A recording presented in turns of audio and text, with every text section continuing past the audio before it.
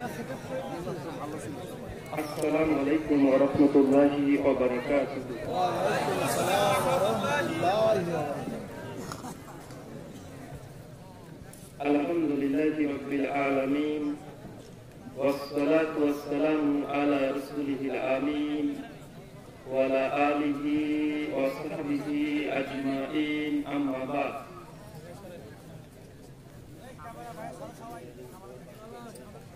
أعوذ بالله السميع العليم من الشيطان الرجيم من همزه ونفخه ونفثه.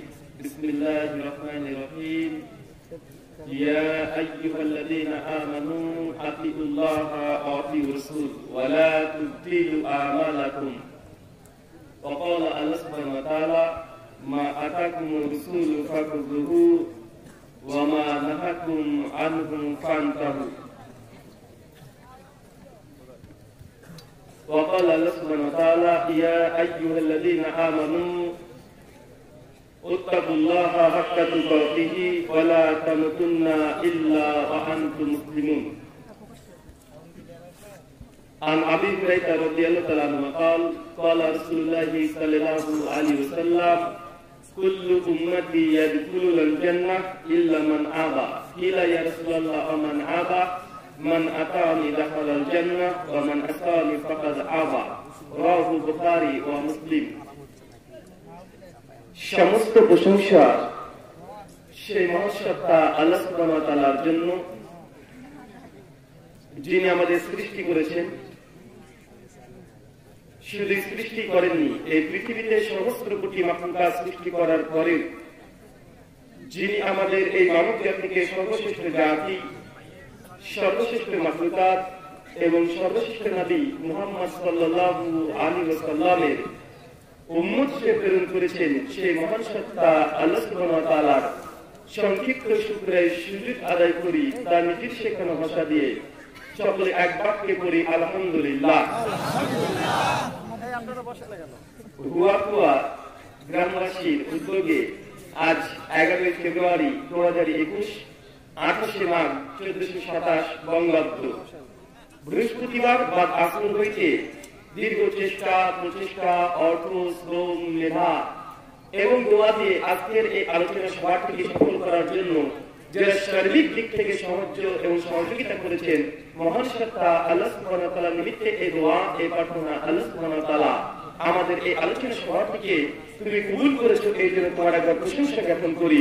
সকলে বলি আলহামদুলিল্লাহ। মহান সত্তা আল্লাহ সুবহানাহু ওয়া তাআলার উদ্দেশ্যে দোয়া, এই প্রার্থনা, আল্লাহ সুবহানাহু ওয়া তাআলা এই আলোচনা থেকে সফল করার উদ্দেশ্যে যারা পরিশ্রম, অর্থ, দোয়া দিয়ে সাহায্য এবং সহযোগিতা করেছে, আল্লাহ সুবহানাহু ওয়া তাআলা তাদের নেক নিয়াত এবং নেক আমল তুমি কবুল করে নাও। সকলে বলি আল্লাহুম্মা আমিন।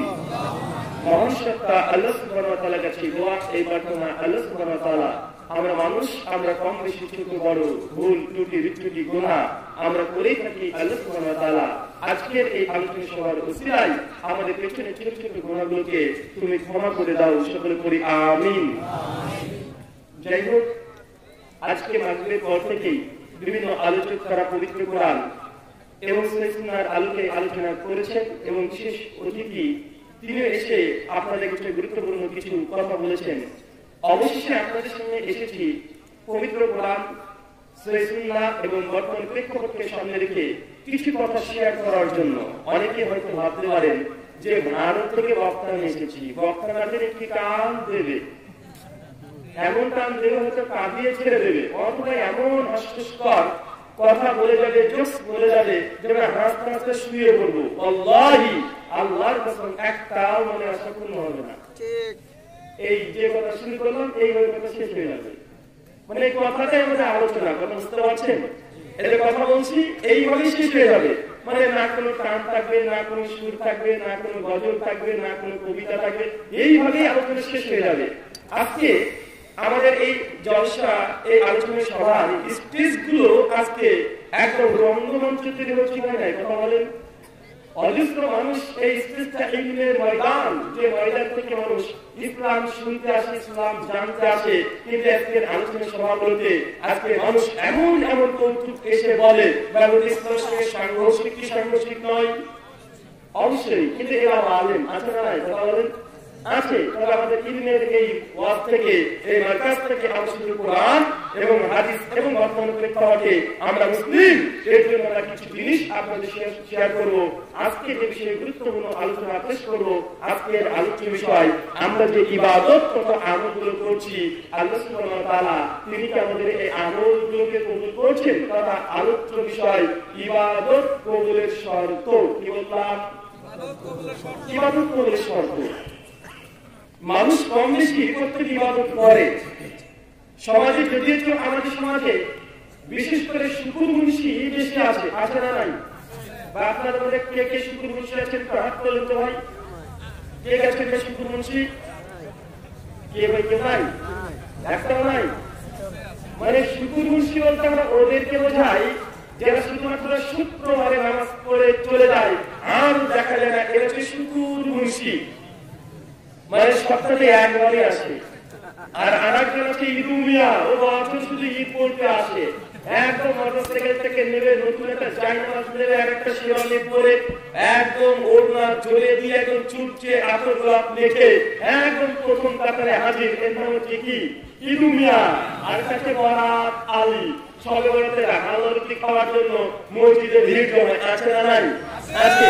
তো নামাজীদের অনেক কোয়ালিটি আছে। তো মনে রাখবেন আজকের আলোচ্য বিষয় ইবাদত কবুলের শর্ত। তাই মানুষ যখন ইবাদত করে তার অন্তরে একটা প্রশান্তি আসে না নাই? কথা বলেন। অবশ্যই আসে। যারা শুকুর মুন্সি আছেন, আপনাদের অনুভূতি থেকে একটা প্রশ্ন করি, বলতে যে দিন আপনি শুক্রবারে নামাজ পড়েন সেই দিন আপনার অন্তরে তৃপ্তি আসে কি নাই? বলেন। অবশ্যই আসে। সপ্তাহের অন্য 6 দিন থেকে নামাজ পড়েন না, আসে না? আসে। এই শান্তি, এই প্রশান্তি 20 টাকা খরচ করলে আপনি ক্রয় করতে পারবেন কিনা? রাস্তায় চলছেন, দেখেন একটা বৃদ্ধা একটা মেয়ে অথবা বৃদ্ধা একটা পুরুষ, সে আপনার কাছে দাঁড়িয়ে আছে, আপনি হোটেলে বসে বসে খাচ্ছেন, লোকটি যদি আপনার সামনে চলে আসে, আসার পরে আপনাকে চেয়ে আছে, আপনি তো বলছেন বাবা কিছু খাবে? যে আমি খাবো। আপনি চুপ করে হোটেল থেকে তাকে দিয়েছেন কিছু খেতে। এই যে আপনি খেতে দিয়েছেন, আপনার অন্তরে শান্তি কাজ করে না? বলেন। একটা প্রশান্তি ঝর্ণাধারা অন্তরে বয়ে যায় না? জয়। কেন? আপনি নেক কাজ করেছেন, ভালো আমল করেছেন, উত্তম আমল করেছেন। এই যে অন্তরের শান্তি কে দেয়? আল্লাহ সুবহানাহু ওয়া তাআলা। আপনি নিজেও খাবার খাচ্ছেন, কিন্তু অতটা তৃপ্তি পাবেন না যখন আপনার টাকা দিয়ে একটা মিসকিন, একটা ফকির, একটা দুর্দশাগ্রস্ত ব্যক্তি খাদ্য পান করছে। এই তৃপ্তি 20 টাকা দিয়েও ক্রয় করা সম্ভব নয়। এটা ইবাদতের ফিডব্যাক। যখন ইবাদত করবেন, নেক আমল করবেন, অন্তরের মধ্যে প্রশান্তি কাজ করে। এটা শুধুমাত্র ইহকালীন, আপনার শুধু মনকে শান্তি প্রশান্তি দেয়, পরকালীন একটা ফিডব্যাক আছে না নাই? বলেন। যদি ইবাদত করেন, পরকালে একটা প্রাইজ আছে, আপনার জন্য পুরস্কার আছে, গিফট নিয়ে বসে আছে। শুধু আপনি মৃত্যুবরণ করবেন, আল্লাহ আপনাকে গিফট, এই পুরস্কার আপনাকে অবধারিত দেবে, তথা জান্নাত দেবে। কি দেবে? জান্নাত দেবে। আর অজস্র জিনিস আপনাকে দেবে। সংক্ষিপ্ততে জান্নাত। জান্নাত মানে আপনার চোখ যা দেখেনি, হৃদয় যা কল্পনা করেনি, এই জিনিসের নাম হচ্ছে জান্নাত। কি বললাম? এবং জান্নাতের যদি গাছের বর্ণনা করি, জান্নাতের ফলের বর্ণনা করি, আমরা বলি আপনাকে বোঝাতে সক্ষম নয়। তবে জেনে রাখবেন আপনার চোখ যা দেখে নাই, হৃদয় যা কল্পনা করে নাই, গান যা শুনে নাই, এটার নাম হচ্ছে জান্নাত। যেটা গোটা বিশ্বের জগতে এর সমকক্ষ, সমতুল্য, সমপরিমাণ জিনিস আপনি খুঁজে পাবেন না। এর নাম হচ্ছে জান্নাত। আজকের আলোচ্য বিষয় ইবাদত কবুলের শর্ত। ভাই বলুন তো, আমরা যে ইবাদত করি, আল্লাহ সুবহানাহু ওয়া তাআলা আমাদের এই ইবাদতগুলো তিনি কি কবুল করছেন? কথা বলেন। মানুষের মধ্যে একটা ধারণা আছে, মানুষ মনে করে ইবাদত করলেই আল্লাহ ইবাদত কবুল করে নেয়। ভাই এরকম ধারণা আছে না নাই? ধারণা কি? ভ্রান্ত একটি ধারণা। মানুষ ইবাদত করলেই আল্লাহ যে কবুল করবে, এর কোনো নিশ্চয়তা নাই। 6 লক্ষ টাকা খরচ করে হজ করেছেন, মানুষ আপনাকে আল হাজ বলে ডাকে। দোকান করেছেন হাজি গ্রানি, মানুষ আপনাকে হাজি সাহেব বলে ডাকে। বাড়ির নাম হাজি, বাড়ি পরিচিত হয়ে গেছে, কিন্তু আপনি হজ করেছেন মানে আল্লাহ যে আপনার হজ কবুল করে দিয়েছে, এর কোনো নিশ্চয়তা নাই। যদি নিশ্চয়তা থাকতো তাহলে ভাই অজস্র মানুষ হজ করে সে জান্নাত ক্রয় করতে পারতো কি পারতো না? পারতো। কুরবানির 7 ভাগা না 1 ভাগা, এই একটা বিকল্প আছে না নাই? বলেন। আছে। আমি তো বলি সৌদি আরবে চলে গেছেন, লাল একটা উট ক্রয় করেছেন, একাই গোটা উটটাকে কুরবানি করে দিয়েছেন, আর যদি মনে করেন উট কুরবানি করেছি মানেই আল্লাহ সুবহানাহু ওয়া তাআলা আমার এই উটটাকে কবুল করে নিয়েছে, জেনে রাখবেন আপনি ভুলের মধ্যে আছেন। কেন? কুরবানি করলে, ইবাদত করলে আল্লাহ যে কবুল করবে এর কোনো নিশ্চয়তা নেই। প্রমাণ পবিত্র কোরআন সূরা মাইদা সূরা ৫ আয়াত ৮৮ থেকে ৩০। পৃথিবীর প্রথম মানুষের নাম কি হয়? নবী আদম আলাইহিস সালাম। পৃথিবীর প্রথম মানুষ, কোন মতভেদ ছাড়াই হানাফি, শাফি, মালিকি, হাম্বলি, দেওবন্দি, বেরেলভি, জামাত ইসলামী, আহলে হাদিস, চরমনাই, ইনাকপুরি, জৈনপুরি, রাজারবাগী, মঠবান্ডারি, কুলতুলি, দাওয়ানবাগী আছে নাই? সবার ঐক্যমতে পৃথিবীর প্রথম মানুষ আদম, আর তার স্ত্রীর নাম হাওয়া। শুধু মুসলিমদের ঐক্যমত এমনটা নয়, বরং গোটা বিশ্ব জগতে যে ধর্মের অনুসারী সবচেয়ে বেশি সেই ধর্মটির নাম কি? কথা বলেন। জি না, খ্রিস্টান ধর্মের অনুসারী গোটা বিশ্ব জগতে সবচেয়ে বেশি। প্রমাণ টাইমস অফ ইন্ডিয়া 2015 সালের 13 অক্টোবর খ্রিস্টান ধর্ম 19 ইংরেজি পত্রিকা 19 নম্বর পৃষ্ঠায় লিখেছে গোটা বিশ্ব জগতে মানুষের সংখ্যা 750 কোটি। কত কোটি? 750 কোটি মানুষ আছে। আর এই 750 কোটি মানুষের মধ্যে প্রায় 4,500 ধর্ম আছে। কতগুলো ধর্ম? 4,500 ধর্ম আছে। বলুন তো আমরা কটা ধর্মের নাম জানি? হিন্দু, মুসলিম, বৌদ্ধ, জৈন, ইহুদি, খ্রিস্টান, 8-10 খ্রিস্টান ধর্মের নাম জানি। স্বতন্ত্র আলাদা 4,500 ধর্ম আছে। আর এই ধর্মের মধ্যে সবচেয়ে বেশি সংখ্যক মানুষ যে ধর্ম গ্রহণ করেছে সেটার নাম খ্রিস্টান ধর্ম। 220 কোটি মানুষ আছে। আর পৃথিবীর দ্বিতীয় বৃহত্তম ধর্ম হচ্ছে ইসলাম। আমরা হতভাগা মুসলিম, আমাদের খ্রিস্টান বিশ্ব জগতে 170 কোটি। কত কোটি? 170 কোটি। আর হিন্দু দাদাভাইরা আছে প্রায় 140 কোটি। পৃথিবীর 3টে সবচেয়ে বড় ধর্ম, 1 ইসলাম ধর্ম, 2 খ্রিস্টান ধর্ম, 3 হিন্দু ধর্ম, আরেকটি ধর্ম আছে যেটা জিউস তথা ইহুদি ধর্ম। এই 4টে ধর্ম স্বীকার করে পৃথিবীর প্রথম মানুষের নাম আদম আর তার স্ত্রীর নাম হাওয়া আলাইহিস সালাম। প্রমাণ খ্রিস্টানদের ধর্মগ্রন্থের নাম কি? কথা বলেন। Bible old testament book of Genesis chapter 3 verse 16 to 20 পরিষ্কার ভাবে লিখেছে পৃথিবীর প্রথম মানুষের নাম আদম। কি নাম? আদম। আর তার স্ত্রীর নাম ইভ। তাই আদম আর ইভ কি? কথা বলেন। বাইবেল লেখা আছে ওল্ড টেস্টামেন্ট হিব্রু ভাষায়। এই আদম হচ্ছে আদম আর ইভ মানে হচ্ছে হাওয়া আলাইহিস সালাম। পৃথিবীর আরেকটি ধর্ম হচ্ছে হিন্দু ধর্ম। তাদের ধর্মগ্রন্থের নাম হচ্ছে ভবিষ্যদ্বাণী। কি নাম? ভবিষ্যদ্বাণী। প্রতিষ্ঠাকে বলবো 4 শ্লোক 3 আর 4 দুটো মন্ত্র আছে। ওখানে পৃথিবীর প্রথম মানুষের নাম বলা হয়েছে। মন্ত্রের অংশ বিশেষ পাঠ করছি। পুরাণ দেখেন, মন্ত্র বলছে আদম হাব্বানারুগতি লেচ্ছা। ভগবান বিষ্ণু তার শরীরের নোংরা মাটি থেকে প্রথম যে মানুষটাকে সৃষ্টি করেছিলেন তার নাম আদম। আর তার স্ত্রী হাব্বাবতী। হাব্বাবতীকে আমাদের হাওয়া আলাইহিস সালামের কথা বলছে। মানে হিন্দু ধর্ম বলছে পৃথিবীর প্রথম মানুষের নাম আদম, তার স্ত্রী হাব্বাবতী মানে হাওয়া। খ্রিস্টান ধর্ম বলছে আদম হওয়ার কথা, পবিত্র কোরআন বলছে আদম হওয়ার কথা। কিন্তু আমাদের সমাজে কিছু বিশেষজ্ঞ আছে যারা মনে করে যে আমরা বিজ্ঞান, অনুষ্কার, সায়েন্সকে বিশ্বাস করি। এদের দাবি পৃথিবীর প্রথম মানুষ আদম, হাওয়া নয়, বরং মানুষ থেকে পাগল থেকে। কি থেকে? ডারউইনের থিওরি অফ ইভলিউশন আপনাদের বাংলাদেশের পাঠ্য বই ক্লাস 6 এবং 7 এর 100 নম্বর পৃষ্ঠা জীব বিজ্ঞানে একটা থিওরি পেশ করা হয়েছে। কয়েকদিন আগে পড়তে গিয়ে দেখলাম, আমি কিন্তু ইন্ডিয়ান, বাংলাদেশি না। আমি একটা বাড়িতে ছিলাম, বাচ্চা দেখি বই এনেছে, আমি ওটা উল্টে দেখি থিওরি অফ ইভলিউশন বাংলাদেশে শিক্ষা দিচ্ছে 100 নম্বর এবং 101 পৃষ্ঠায় লেখা আছে ডারউইনের থিওরি অফ ইভলিউশন, যেখানে মানুষকে শেখানো হচ্ছে, শিশুদেরকে শেখানো হচ্ছে মানুষ এসেছে মূলত আদম হওয়া থেকে নয়, বরং বাদল থেকে এসেছে। কি থেকে? এই ক্রম বিবর্তনের ফলে মানুষ আস্তে আস্তে বাদল থেকে মানুষের রূপ নিয়েছে। পৃথিবীর খ্রিস্টান আছে 220 কোটি, মুসলিম আছে 170 কোটি, হিন্দু আছে 140 কোটি, আর জিউসরা আছে প্রায় 2 কোটি। এই ইন টোটাল 550 কোটি মানুষের বিশ্বাস পৃথিবীতে পৃথিবীর প্রথম মানুষের নাম আদম, তার স্ত্রীর নাম হাওয়া। আমাদের যে শিক্ষা দিচ্ছে এটা 550 মানুষের বিশ্বাসের পরিপন্থী কি পরিপন্থী নয়? জি, শুধু মুসলিমদের বিশ্বাস নয়, 750 কোটি মানুষের মধ্যে 550 কোটি মানুষ তারা বিশ্বাস করে আমার জানার মতে বৌদ্ধদের ধর্মগ্রন্থ পৃথিবীর প্রথম মানুষের নাম আদম আর হাওয়া বলা হয়েছে।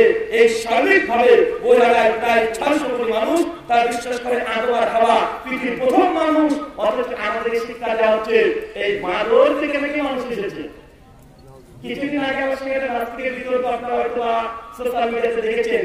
ওর সঙ্গে বিতর্ক করতে গিয়ে বলছিলাম, দাদা আপনারা তো চার্লস ডারউইনের থিওরিতে বিশ্বাস করেন, আপনারা নাস্তিক, আপনারা অ্যাথিস্ট, তার মানে আপনাদের আদি পিতার নাম হচ্ছে বাদর, অতএব আপনারা বাদরের বাচ্চা।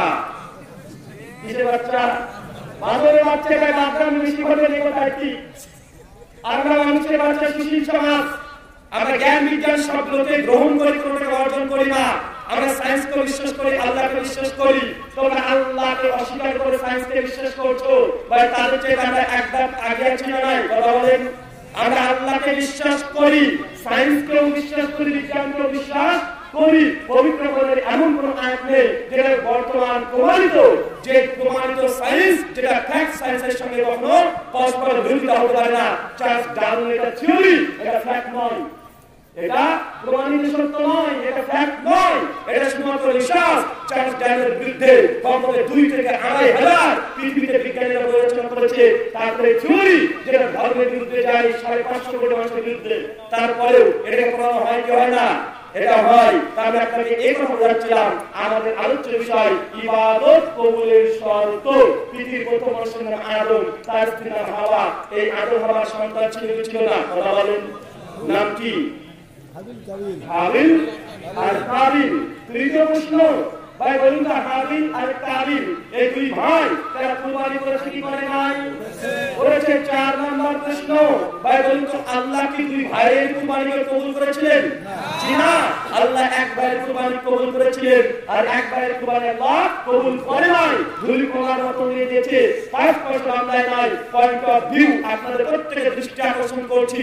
চিন্তা করে দেখেন একবার, পৃথিবীর প্রথম মানুষ, প্রথম নবী, প্রথম সন্তান, প্রথম কুরবানি আল্লাহ একজনে কবুল করলেন আর একজনে কবুল করে নাই। আমরা ইবাদত করলে আল্লাহ যে আমাদের প্রত্যেকটা ইবাদত কবুল করবে, এই দলিল প্রমাণ করে যে আমাদের এই ধারণা সম্পূর্ণ মিথ্যা। অথচ আল্লাহ সুবহানাহু ওয়া তাআলা আমাদেরকে ইবাদত করার কথা বলেছে, আর পৃথিবীর প্রথম মানুষ, প্রথম নবী, প্রথম সন্তান, প্রথম কুরবানি আল্লাহ একজনের কবুল করেছে, আরেকজনের কবুল করে নাই। তাই ইবাদত করলে যে ইবাদত কবুল হয়ে যায়, এই কথা সঠিক নয়। আসলে আমরা আরো একটা জিনিস দেখি, বিশ্বনবী মুহাম্মদ রাসূলুল্লাহ সাল্লাল্লাহু আলাইহি ওয়াসাল্লাম প্রতিদিন ফজরের নামাজের পরে একটা দোয়া পাঠ করতেন। কি পাঠ করতেন? আমরা দোয়া নিয়ে মারামারি আছে না নাই? দোয়া নিয়ে মারামারি, হাত তুলে দোয়া করবো না, পা তুলে দোয়া করবো, আছে না নাই? আছে। কিন্তু বিশ্বনবী যে দোয়া করতেন, হুজুরও জানে না, সাধারণও জানে না। আল্লাহ রাসূল প্রতিদিন কন্টিনিউ সালাম ফেরানোর পর ফজরের নামাজে একটা দোয়া পাঠ করতেন। দোয়ার অংশ বিশেষ, আল্লাহুম্মা ইন্নী আসআলুকা ইলমান নাফিয়া, হে আল্লাহ তুমি আমাকে এমন জ্ঞান দাও যে জ্ঞানটা উপকারী। কি জ্ঞান? ইলমান নাফিয়া, উপকারী জ্ঞান। তাহলে বুঝতে হবে সব জ্ঞান উপকারী নয়। মানুষকে ধ্বংসের জন্য জ্ঞান আছে না নাই? আছে। একজন ডক্টর দেখবেন ডাক্তারি করছে কিভাবে। আপনি চলে গেছেন আপনার স্ত্রীকে নিয়ে, আমার বিশেষ করে স্ত্রী প্রেগন্যান্সি হয়েছে, প্লেন হয়েছে, একটু বিষয়টা দেখেন। ডাক্তার দেখছে আপনার স্ত্রী নরমাল বাচ্চা প্রসব করার সামর্থ্য আছে, ক্ষমতা আছে, কিন্তু ডাক্তার বলছে জি না, হবে না, সমস্যা আছে, সিজার করতে হবে। আছে না নাই? এই ডাক্তারটা শিক্ষিত কি শিক্ষিত নয়? শিক্ষিত, জ্ঞান আছে। তবে এই জ্ঞান এটা ইলমান নাফিয়া নয়, মানুষের উপকারী জ্ঞান নয়। বাজার পকেট ভর্তি করার জন্য আপনার স্ত্রী ভালো স্ত্রী পেটটাকে গেলে দিচ্ছে কি দিচ্ছে না? দিচ্ছে। অজস্র জায়গাতে মানুষ এমনই আছে তাদের জ্ঞান আছে, তবে জ্ঞান থাকার পরেও মানুষের উপকারে আসে না। এই জ্ঞানটা উপকারী জ্ঞান নয়। তার জন্য বিশ্বনবী দোয়া করতেন, ইলমান নাফিয়া, হে আল্লাহ উপকারী জ্ঞান দাও, যে জ্ঞান দিয়ে আমার পরিবর্তন হবে, আমার কল্যাণ হবে, পরিবারের কল্যাণ হবে, আমার সমাজের পরিবর্তন হবে, পুরো রাষ্ট্রের পরিবর্তন করে দিতে পারবো, এমন জ্ঞান দাও। মানুষ একটা কথা বলে থাকে যে শিক্ষাই জাতির মেরুদণ্ড, বলে কি বলে না? জি না, শিক্ষা জাতির মেরুদণ্ড নয়, বরং সুশিক্ষা জাতির মেরুদণ্ড। কি শিক্ষা? সুশিক্ষা। যে লোকটা ডাক্তার শুধু শিক্ষা অর্জন করেছে, লক্ষ লক্ষ মানুষের ভালো কিডনি বিক্রি করে দিচ্ছে, আছে না নাই? আছে। তার চোখের কিছু হয়নি বলছে, চোখের অনেক কিছু হয়ে গেছে, অপারেশন করতে হবে, এবারে টাকা হাতে নিচ্ছে কি নিচ্ছে না? নিচ্ছে। অনেক নেতা মন্ত্রী আছে, 500 টাকা ট্রেন এসেছে, 300 টাকা গাইড করে দিয়েছে, 200 টাকা মানুষকে বন্টন করছে, আছে না নাই? রেশনের দোকানে রেশন এসেছে, আগে থেকে 10 বস্তা করে দিয়েছে, 5 বস্তা মানুষকে বন্টন করছে, আছে না নাই? আছে। অজস্র মানুষ আছে, সবাই না। তার মানে বুঝতে হবে এদের জ্ঞান আছে, তবে ইলমান নাফিয়া নয়। তাতে নিশ্চয়ই সবসময় ভয় করতেন, আল্লাহ ওই জ্ঞান দেবে দিও না যে জ্ঞান দ্বারা মানুষকে প্রতারণা করে দেবে, এই জ্ঞান নিশ্চয়ই চাই নি। মনে রেখে চালাক এই শব্দটা খারাপ নয়, চালাক শব্দ খারাপ বললাম, এই লোকটা খুব চালাক, চালাক শব্দ খারাপ নয়। চালাক দুটো অর্থে হয়। চালাকের একটা অর্থ হচ্ছে আমরা 5 জন বিপদে পড়ে গেছি, এই 5 জন আমরা বিপদে পড়ে গেছি রাস্তাতে। এখন দেখছি আমাদের তিনি আলোচনা করলেন আজকের অতিথি মহোদয়, তিনি যখন করেছেন খুব চালাক ব্যক্তি, উনি করেছেন কি, উনি সঙ্গে এমন একটা প্ল্যান করেছে যে আমরা এখান থেকে কিভাবে বেরোতে পারি। উনি 5 জনকে নিয়ে একটা চালাকি করে তিনি বেরিয়ে চলে গেছেন, 5 জনকে সেভ করে নিয়েছে। এটা চালাকি কি চালাকি নয়? চালাকি। এই চালাকি করলাম তো কি করলাম তো নয়, করলাম তো। কিন্তু আমরা 5 জন একটা বিপদে পড়ে গেছি, আর রায়হান ভাই খুব চালাক, বলতে 4 জনকে লুকিয়ে একাই পালিয়ে গেছে। তাহলে এই চালাকটা ভালো? জি না। তো ওই চালাকটাই ভালো যেটা সকলকে নিয়ে মানুষ সেভ করে দেয়, এই চালাকটা ভালো। ইলমান নাফিয়া, জ্ঞান থাকতে হবে মানুষের উপকারের জন্য, নিজের উপকার হবে, জনসাধারণের ক্ষতি হবে, এই উপকার এটা জ্ঞান নয়। ওয়ারিজকান তাইয়্যিবা, আল্লাহ তুমি এমন রিজিক দাও যে রিজিকটা উপকারী, পবিত্র। কোন রিজিক? কথা বলেন, পবিত্র রিজিক। আমরা রিজিক মনে করি খাবার বেশি, জি না, শুধু খাবার আপনার রিজিক নয়, বরং আপনার সন্তান যদি একটা ভালো সন্তান হয়, এটা আল্লাহর পক্ষ থেকে রিজিক নয়। আপনার স্ত্রী যদি ভালো হয় আপনার জন্য, আপনার স্ত্রীটা আপনার জন্য রিজিক। পৃথিবীর যত নিয়ামত আছে যেটা আপনার জন্য কল্যাণকর, সবগুলো হচ্ছে রিজিক। আর রিজিকের একটা অর্থ অবশ্যই মানুষ যেটা খাচ্ছে, যেটা ইনকাম করছে, সোর্স অফ ইনকাম, এটাকে রিজিকে আখ্যায়িত করা হয়। রিজকান তাইয়্যিবা, আল্লাহ পবিত্র রিজিক কি দাও। আপনি ভাবছেন বাঁকুড়া থেকে এখন কুষ্টিয়ায় যাবেন, মাত্র 5-7-8খানা স্টেশন করবে ট্রেনে, আপনি করেছেন কি ওটার টিকিট কাটা, ট্রেনে চলে গেছেন, টিকিট দেখে চুপ করে নেমে পড়েছেন। এই যে ট্রেনের টিকিট না কেটে চলে গেলেন, 20 টাকা বলে ঢুকে গেছে, ভাই এই টাকা হিসাব কেমন লাগবে লাগবে না? এই যে পকেটে টাকা ঢুকলো, 20 টাকা লাভ করেছেন, অথচ এই 20 টাকা কার হকদার ছিল? ওই ট্রেন যারা আছে তাদের। অথচ আপনি প্রতারণা করেছেন এই রিজিক, এই হালাল ইনকাম এটা নয়। এর জন্য কি আমাদের জবাবদিহিতা করতে হবে কি হবে না? হবে, অবশ্যই হবে। যেসব তেল পাম্প আছে, দেখে তেল পাম্প আছে না ভাই, তেল পাম্প আছে কি বলে তারা 500 টাকা তেল দেন, 5 টাকা দিয়ে দিয়েছেন, ওরা আগে থেকে মিটার সেট করে রেখেছে 450 টাকা, মানে 100 টাকা দিয়ে 90 টাকা তেল হবে, কিন্তু স্ক্রিনে দেখাবে 100 টাকা দিয়েছে। সিস্টেম আছে না নাই? আছে। তাহলে জানতে হবে প্রত্যেক 100 টাকাতে 10 টাকা কম দিয়ে মানুষের সঙ্গে প্রতারণা করছে। এই রিজিক এটা তাইয়্যিবা নয়, এটা পবিত্র নয়। এই পর্যন্ত যদি ইবাদত করে, হজ করে, যাকাত দেয়, কুরবানি করে দেয়, আল্লাহ কি কবুল করবে? কি করবে না? দোকানে চলে গেছেন, দাদা 1 কিলো চাল দেন, 5 কিলো ডাল দেন। 5 কিলো ডালের জন্য বাটকারা ঠিক 5 কিলো দেখছেন, কিন্তু বাটকারাটা 5 কিলো নয়, ওখানে আছে 200 গ্রাম কম, মানে আলাদা ভাবে তৈরি করেছো। আচ্ছা না, এমন বাটকারা কথা বলেন আছে? এই জন্য আল্লাহ কোরআনে সূরা নিসার 1:36-29 আল্লাহ বলেছেন, তোমরা দাড়ি বাটকারে কম দিও না। এটা সুমাইদ আলাইহিস সালামের জামাতে তার উম্মতরা মানুষকে এইভাবে খাওয়াতো, দাড়ি বাটকারাতে। সেই 4000 বছরের জাহেলিয়াত, এই চক্রান্ত প্রতারণা বর্তমান আধুনিক সমাজে আছে না নাই? আছে। মানুষের সেন্স, মানুষের চিন্তা চেতনা এখনো পরিবর্তন হয় নাই। মানুষের বাহ্যিক পরিবর্তন হয়েছে, বাহ্যিক সার্টিফিকেটে জ্ঞান অর্জন করেছে, কিন্তু 4000 বছর আগে মানুষ যে প্রতারণাগুলো করতো, আজকে শিক্ষিত সমাজ করে কি করে না? কথা বলেন, রিজকান তাইয়্যিবা, এমন রিজিক দাও যে রিজিকটা উপকারী। রাস্তায় চলছেন, এখানে অনেক ভরা মজলিস, বাদামের দোকানে বাদাম বিক্রি করছে, 4 জন যুবক চলে গেছেন, এই তো বাদাম কত সওয়া, 12 টাকা সওয়া, টুক করে একটা বাদাম তুলে খেতে চলে যাচ্ছেন। ওর বাদাম নিয়ে জিজ্ঞাসা করেন খাবো কি খাবো না। এই যে একটা বাদাম খেয়েছেন, কেউ লাগবে কি লাগবে না? লাগবে। ওর মাল কেন খাবেন? জিজ্ঞাসা করতে হবে, দাদা আপনার বাদামটা খেতে পারি কিনা? জিজ্ঞাসা করার পরে খেতে আপনাকে হবে। বা আছে না নাই? কথা বলেন, আছে। প্রত্যেক পদে পদে আমরা মানুষের কাছ থেকে ইনকাম নিজের পকেটে ঢুকেনি, একটা বাদামের হিসাব কিয়ামতের মাঠে আল্লাহ সুবহানাহু ওয়া তাআলা আপনার কাছে অবধারিত দিয়ে তাকে নিশ্চিত দেওয়া করতেন। রিজকান তৈয়্যিবা, যুবক তোমাকে বলছি, এই যে তুমি কিছুদিন আগে 14 ফেব্রুয়ারি আজ থেকে একদিন পরে তুমি তোমার গার্লফ্রেন্ডকে 198 টাকা গ্রামীণ ফোনে রিচার্জ করে দিয়েছো, কেন? নেট ব্যালেন্স গল্প করবা, তাই হিসাব লাগবে না? লাগবে কি লাগবে না? এটার হিসাব কিয়ামতের মাঠে লাগবে তোমাকে। তুমি 50 টাকা মোবাইলে ব্যালেন্স দিয়ে দিয়েছো, তোমার নাকি গার্লফ্রেন্ড, আরে বাবা, এই হিসাব কিয়ামতের মাঠে তোমাকে দিতে হবে। তাই কোথায় টাকা খরচ করছেন, কোথায় টাকা ব্যয় করছেন, কোথায় ইনকাম করছেন, প্রত্যেকটা হিসাব কিয়ামতের মাঠে আল্লাহ সুবহানাহু ওয়া তাআলা অবধারিত দিয়ে বিষ্ণু দোয়া 3 নম্বর অংশ, বিষ্ণু দোয়া করতেন, ও আমালান তাকাব্বালা, হে আল্লাহ এমন আমল করার তৌফিক দান করো যে আমলটা তুমি কবুল করবে। কি করবে? কবুলযোগ্য আমল। আলোচ্য বিষয় ইবাদত কবুলের শর্ত। বিশ্বনবী দোয়া করতেন প্রতিদিন নামাজের পরে, আমালান তাকাব্বালা, আল্লাহ আমাকে এমন আমল করার তৌফিক দান করো যে আমলটা তুমি কবুল করবে। ভাই দোয়াটা কয়জন করেন? হাত তোলেন তো। একজন, দুইজন, তিনজন, এই জনসমুদ্রের মধ্যে মাত্র 10 জন 12 জন দোয়াটা পড়ে। আমার সমাজে বর্ণনা নামে আছে না নাই? আরে হুজুর এমন হুজুর দোয়াই করে না, আছে না নাই? বলছে হুজুরা সমাজে দোয়াই তুলে দিল।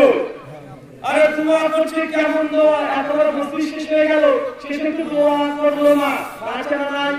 নামাজ শেষে সালাম দিয়ে হুজুর চলে যায়, দোয়া করে না। বাপ মারা গেছে, কবরে সমাধি দিয়ে চলে এসেছি, হুজুর দোয়া করে না, আছে না নাই? আছে।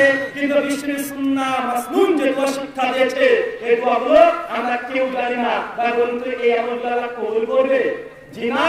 একটা ছোট্ট জিনিসকে খণ্ডন করে দিই, যদি সমস্যা আমাদের মধ্যে বিদ্যমান আছে, আমাদের মানুষ মনে করে দোয়া করবো, যদি হাত না তুলি তাহলে দোয়া হলো, আছে না নাই? মানুষ ভাবছে দোয়া করবো, হাত তুলবো, কেমন দোয়া?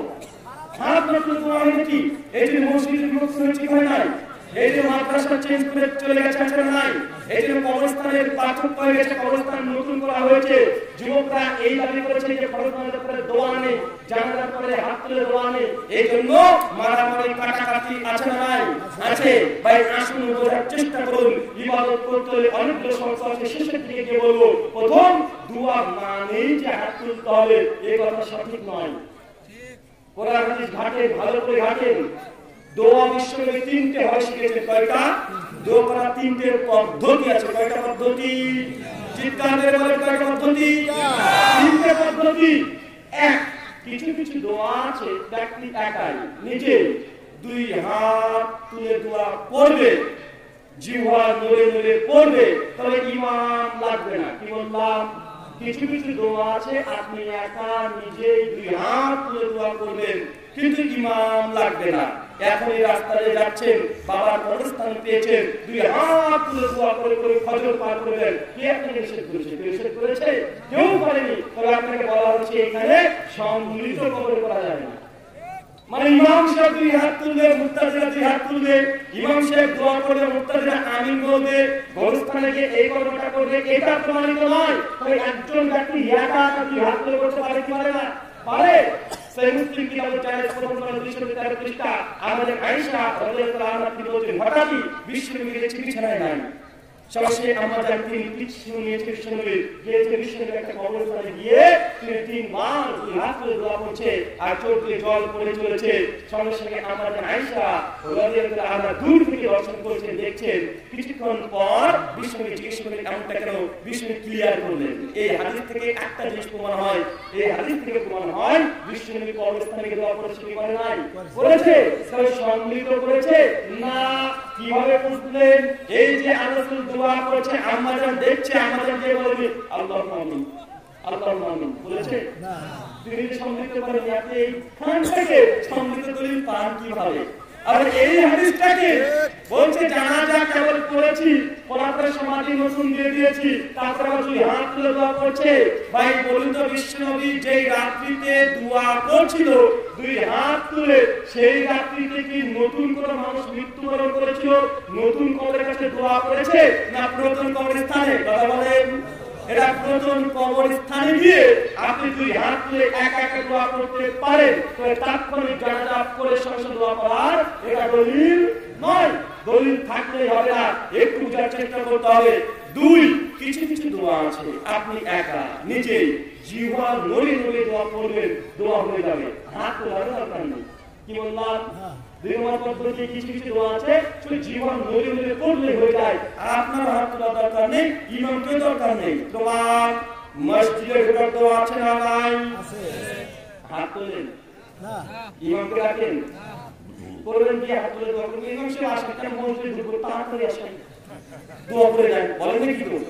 মসজিদ থেকে বের হওয়ার দোয়া আছে না নাই? হাত তোলেন, ইমামকে রাখেন। বাথরুম ঘরে ঢোকার দোয়া আছে না নাই? হাত তোলেন, ইমামকে রাখেন। বাথরুম থেকে বের হওয়ার দোয়া আছে না নাই?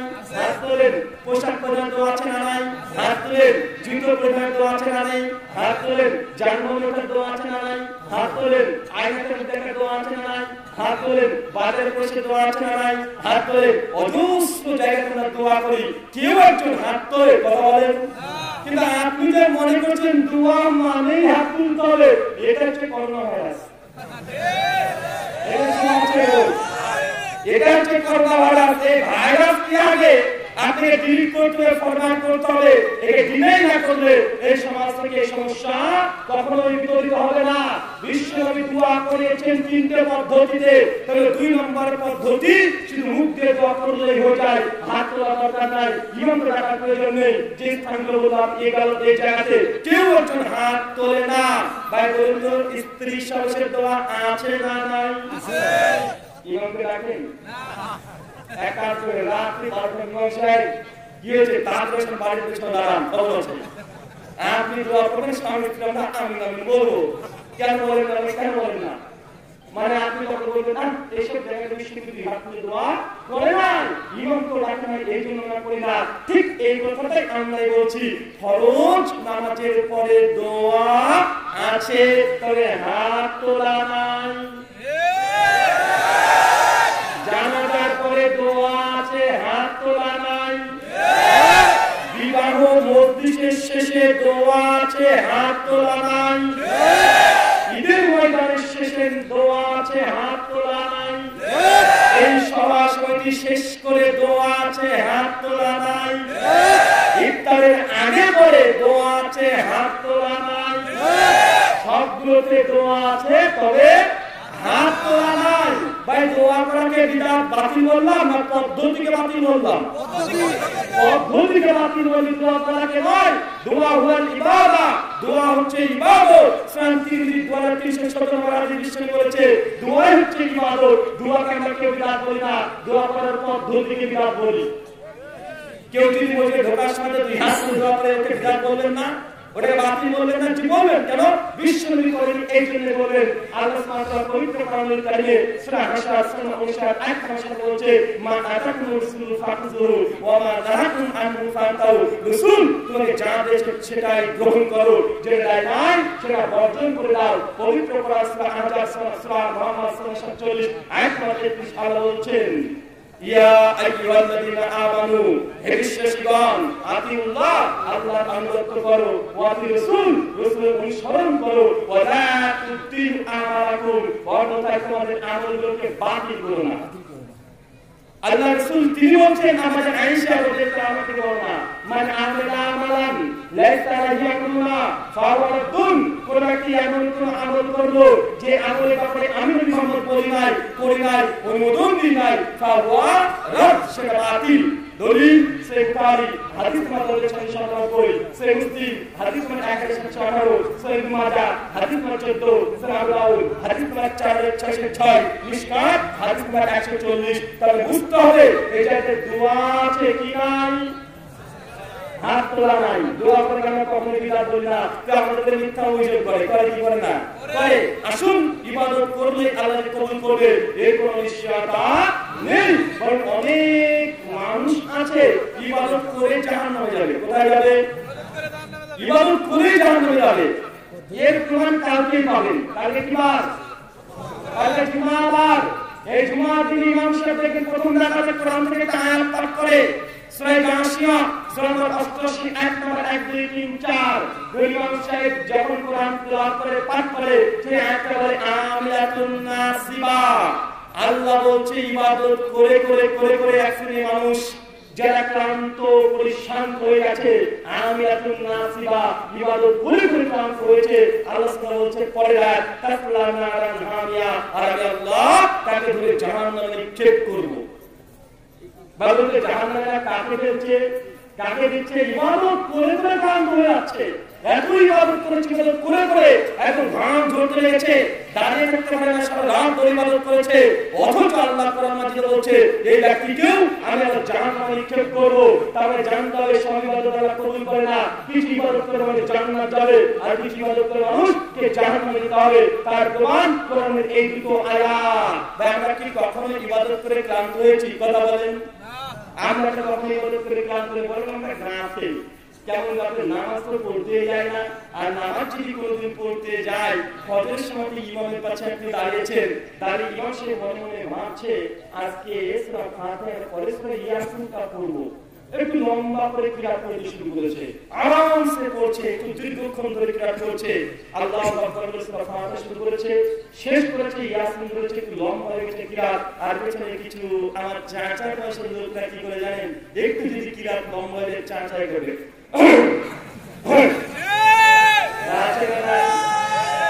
মানে ওই চাচা হতে যাবে হুজুর তাড়াতাড়ি নামাজ শেষ করে দোকান খোলা আছে, এতক্ষণ নামাজ পড়তে বলছে, চাচা কেমন বলতে পারে না, তার নামাজ আছে এই জন্য, আছে না নাই?